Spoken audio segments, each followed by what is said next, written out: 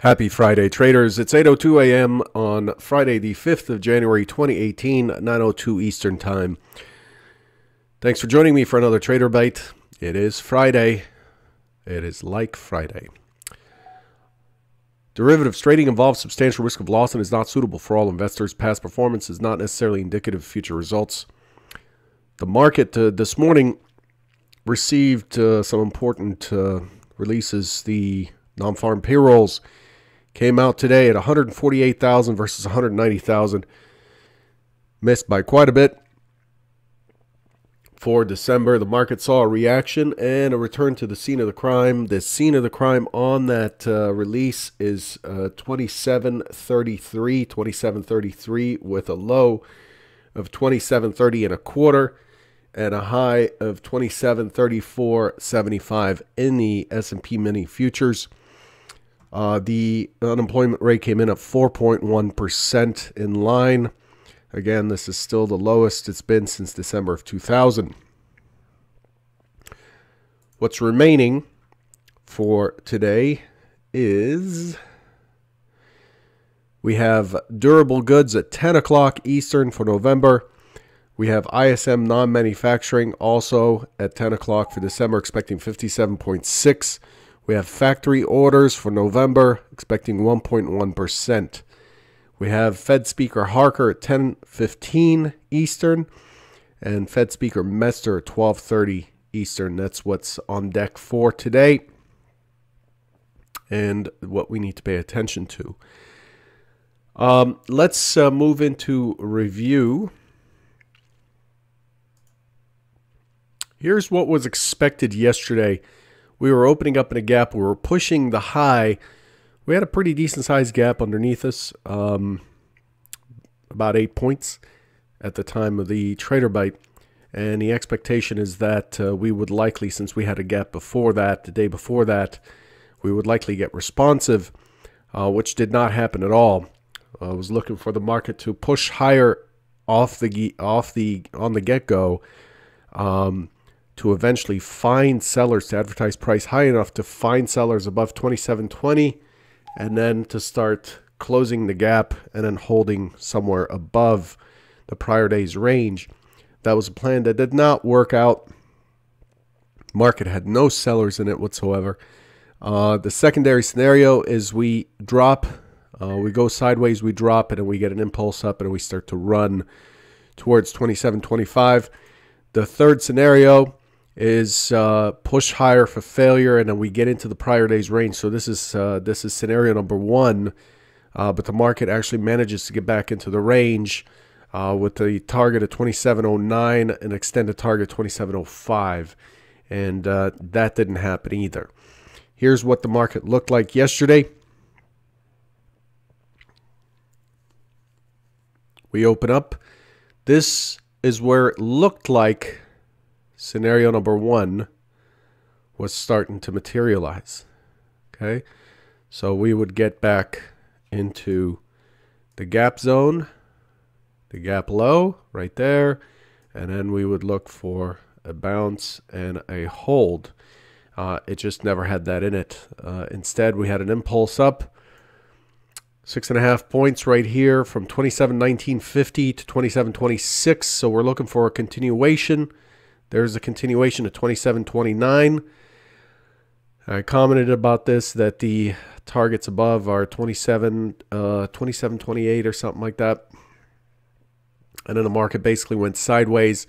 The profile looks almost balanced. It's skewed to the upside a little bit. And then the overnight session basically ran up and continued higher. And here we are, 3 days of gapping up. Very unusual statistically, historically, for this to continue happening, but here we are. And so we push through. We're looking for 27.33 or so. 33.50 is the extended target now, which is just above. The overnight high got above there at 27.34. At 27.34 right here, right above the measured move. It is Friday. It is non-farm payroll Friday. The expectation is we're likely to see some topping action today. Again, I'm looking for a top today.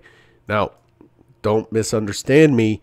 I'm not looking to sell a top or guess where the top is, but I'm looking for the market to stall out up here and do some topping action is what I'm saying. It's very distinctly different. It's not the same thing. I'm not going to be fishing to get short if the market railroads up. It's just not a high probability play, and it's not one that would have given me the career that I have in trading. The overnight session, there it is, sideways through the Asian session right here.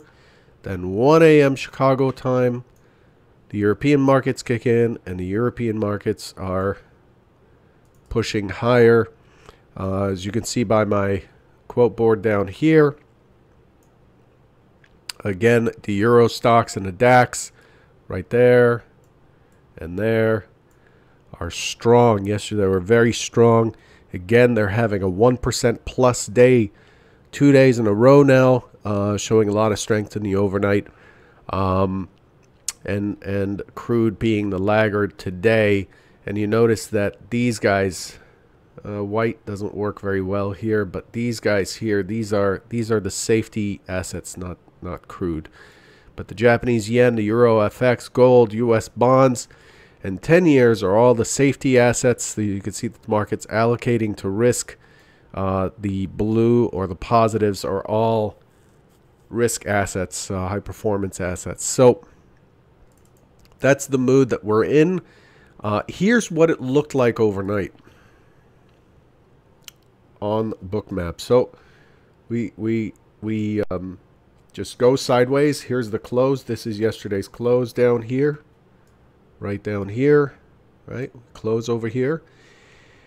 And we go sideways through the European session, the Asian session, like I said, and then it's just lift, lift, lift, lift, lift. And then what we see here, see that black in the heat map right there? Those are the algos shutting off before the non-farm payrolls release. And if you pay close attention to what how the market is traded on the way up, you'll notice a lot of collisions. There's one right there. A lot of collisions. And then once the collision occurs, we have a small pullback to the last zipper. Classic stuff that I talk about in webinar 5. We break through, we pull back, and then we get support. See this white coming in here. This is a big bid coming in here and supporting the market. We expect it to continue to the next minor collision, pull back to that support, nibble away at it.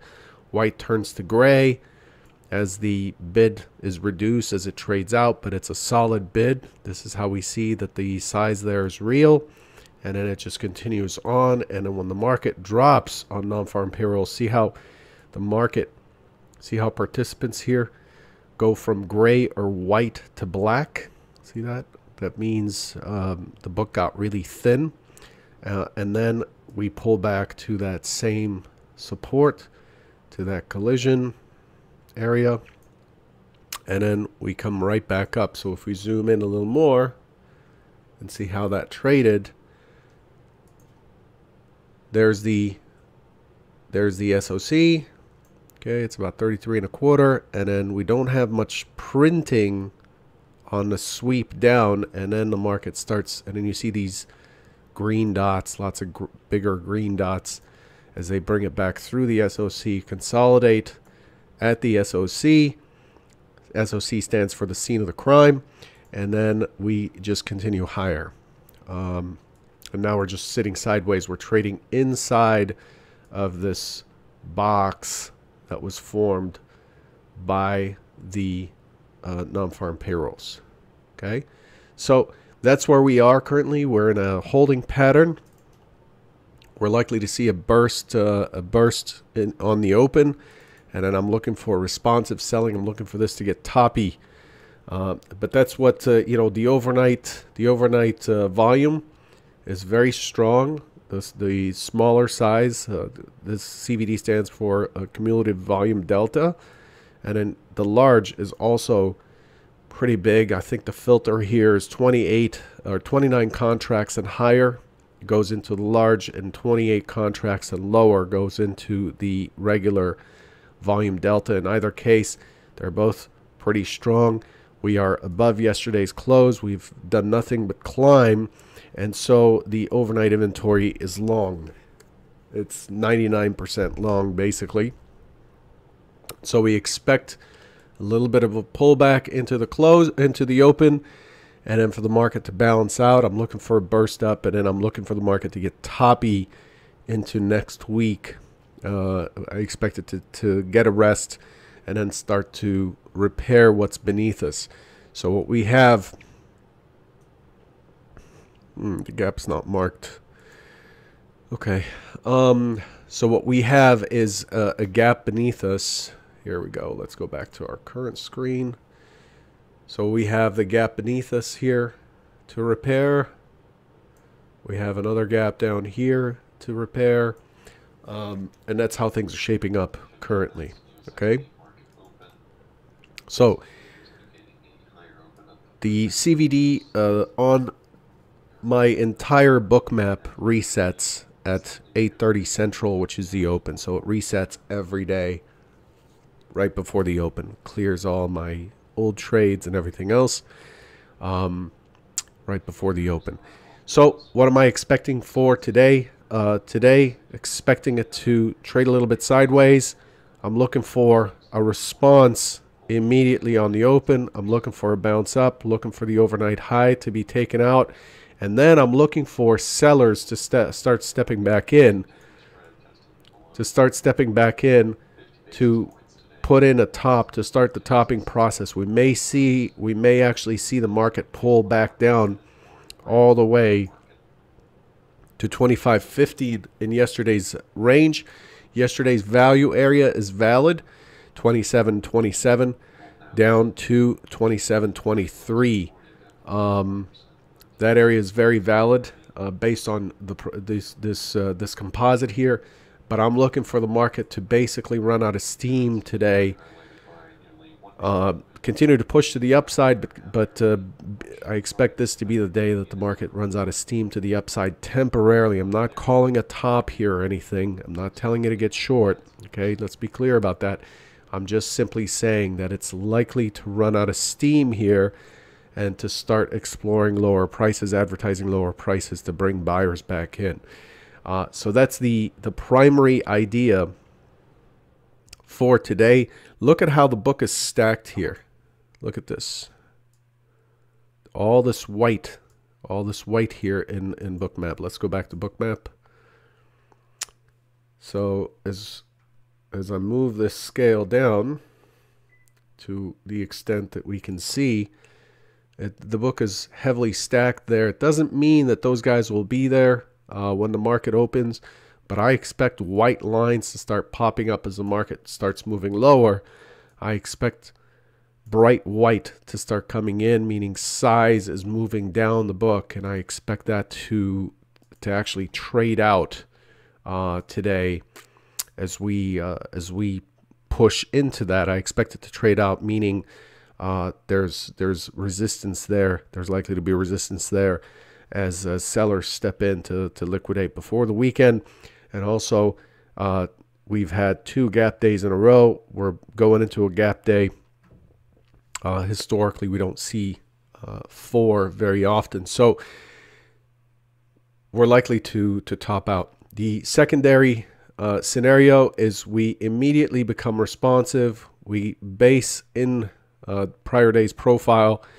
We start to consolidate. It is non-farm payroll day. On non-farm payroll, we tend to do the move in the first hour of trading. So once the initial balance is in, the market tends to trade inside of the initial balance, whatever that is, the first hour's high or low, and then we tend to sit sideways and then sell off into the close.